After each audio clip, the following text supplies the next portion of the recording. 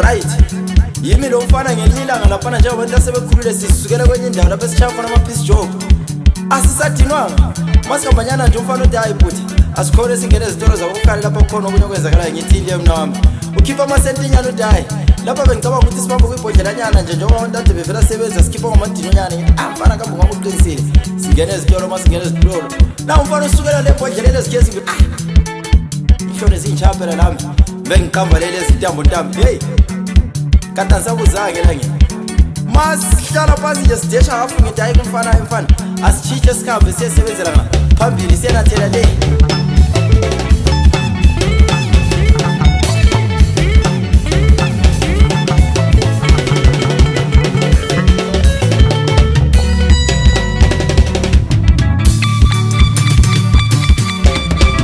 Right. Sesingelele indlela lapha lo mfana sesikhamba nje abantu afika nathele ezitolo esituzele ekhaya kwezempilo mangabe sengile umfana ngincedise phela. Yazi manje sekuzuzwananyana nje sisukile ezitolo nathi kukhamba kenye imoto emnyama nje ivuso liyothulo lesabekayo ngithethe phela ecela ngomgwaqo andi senke ngabudla la ndiyazi inkanye lekho sibindi bani mayidlulanyana nje imoto leyani yama lapha sengisondele eduze yawo liyekhe ifastela semona umuntu ongumama hawo mama linjani ayisiyaphila baba mangisathi ngifuna ukuxoxa ingqoqo mama vela ngisukela athi baba ngabe lesibindi na ngikhanyela umfana ayisibindi eselikho sike siqale sona mina mama isibindi siletha la yini so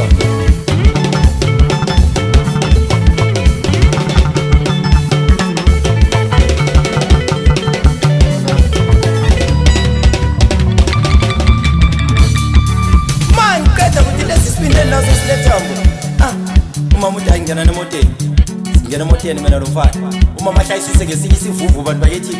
ushawuvalo ukuthi kambe lapho singabe sisaphila bese siyaqediswa kubuye ubuyele siyane selikhophela isibindi right isivume ikhalimoda sidlule lo mgwaqo obona ngumtshana kulona umnyaka yasesithuthela kwelinye ijaradi elikhulu lendaka ngisayazi mangisayethukile kanjalo umama ubonto zirimoto uvule igedi masingena phakathi ukhipha phela lesesinye sikhwama ukuthi ayibriefcase semali ngithi umama lo lapha ngabe sesithuthulwa yini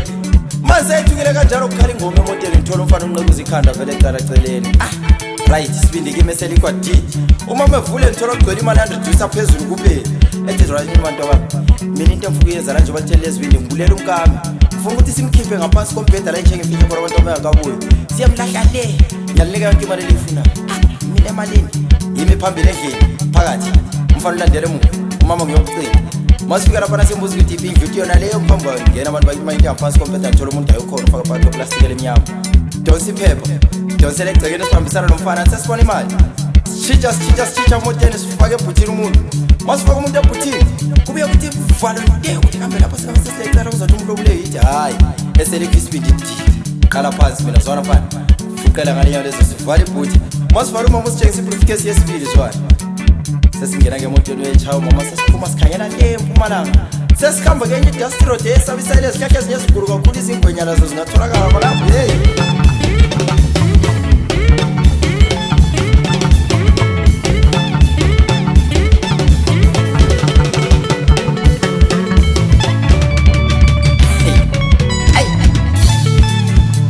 yazi ukuthi manje into eyenzakala khonapho uma sesikhambile lo mamalwana sesithuthela kwamanye amabhawu enkalakatha sifika siyawanikeza umuntu uma siwanikeza umuntu siyajika sesiphenduka sibuya ngapha phela esizoholela khona wayazi into ebuhlungu ukuthi umamalwana wathi uma yovula i-briefcase yokuqala ngayamukela eyesibili uma sekumele ayiqhubele umfana ngibe mphaphama ngithola ukuthi ngiyaphupha yazi utshwala so elikhwa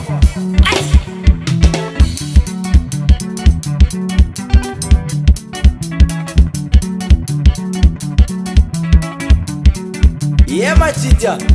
yente akusondeza abafana eduze kubaxoxela istori ngoba mina kuzathiwa ngamanga kuzathiwa sente wena ngiyakutshela mina wena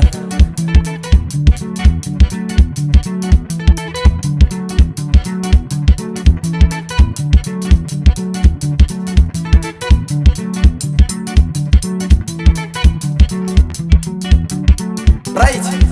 majita ke lisijikise emforweni lapho ngathi sesithatha indima erongo nga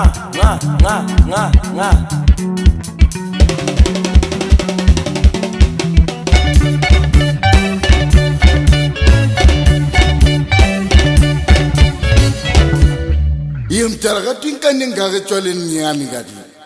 ntakiwe mfana uyangitshela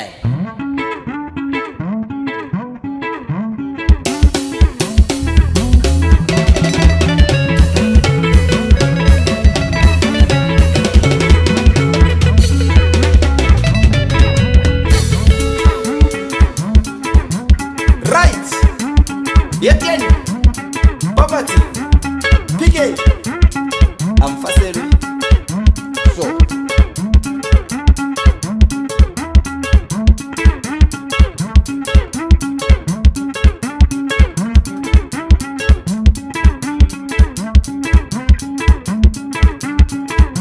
Yenaniza,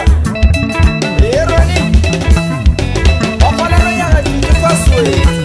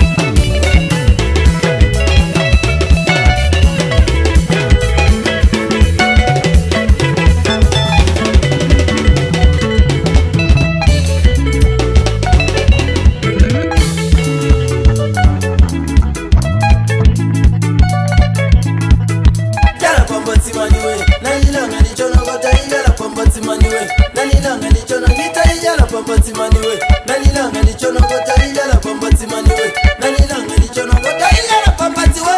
Nalilanga lichona kota